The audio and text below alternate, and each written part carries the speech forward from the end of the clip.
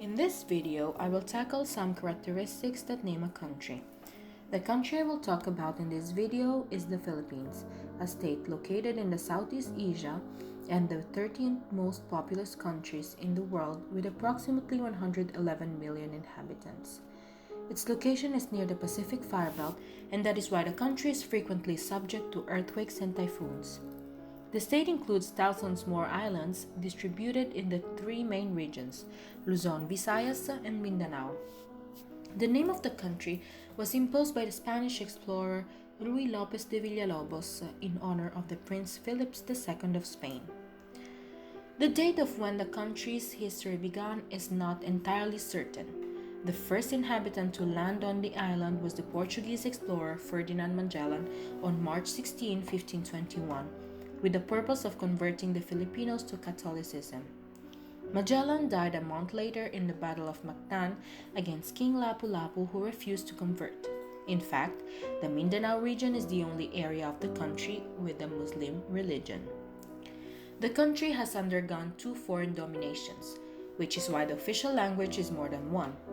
In 1565 began the Spanish domination under the leadership of Miguel Lopez de Legazpi, which lasted until 1898.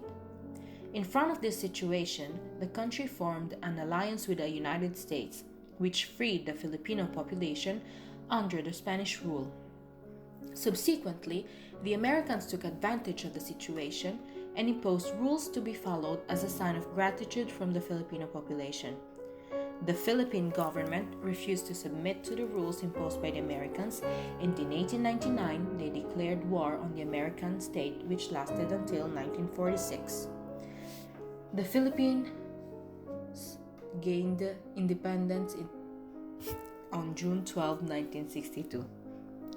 The first defining characteristic of a country is its culture. The Filipino culture is very rich and distinctive, represented by customs, beliefs, traditions. Also, it is very complex to understand, and that is why they must be explained through the eyes of native people.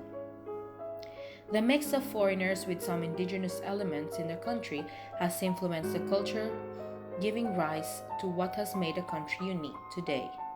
In fact, some customs bear similarities with those of Spain and the cuisine and the dishes inspired by Chinese, Malaysians, and Spanish culture. The second key feature is the language. There are three official languages in the country: Filipino, English, and Spanish. Filipino language, an evolution of Tagalog, is a language that is part of the Austronesian language group, along with the Indonesian, Hawaiian, and Samoan languages. The Filipino alphabet replaced the abacada in 1987.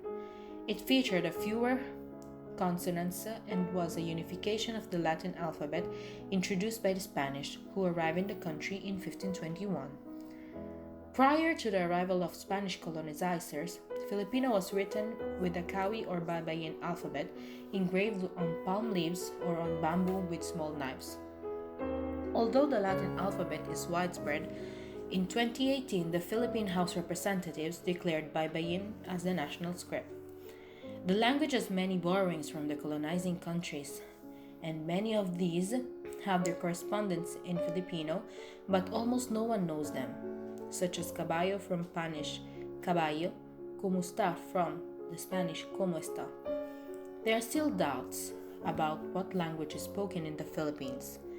The locals themselves claim that Tagalog is spoken in the country, but linguists claim otherwise, as Tagalog is the ancient version, while Filipino is the modern version of Tagalog. Many people wonder why Filipinos are so fluent in English, and the answer is that unlike many Asian countries, in the Philippines, English is taught starting from elementary school, and most subjects are actually taught in English. Nowadays in the Philippines, a good percentage of the population speaks Filipino mixed with English, giving rise to what is known as the Taglish language. To conclude, knowledge of one's own language is essential, and as William Butler Yeats says, a language represents the natural collective memory of a population. If this, to take positions of a new linguistic instrument, loses contact with its most ancient means of expression, it becomes completely incapable of recognizing itself in its own traditions. So how will it be able than to affirm its own identity?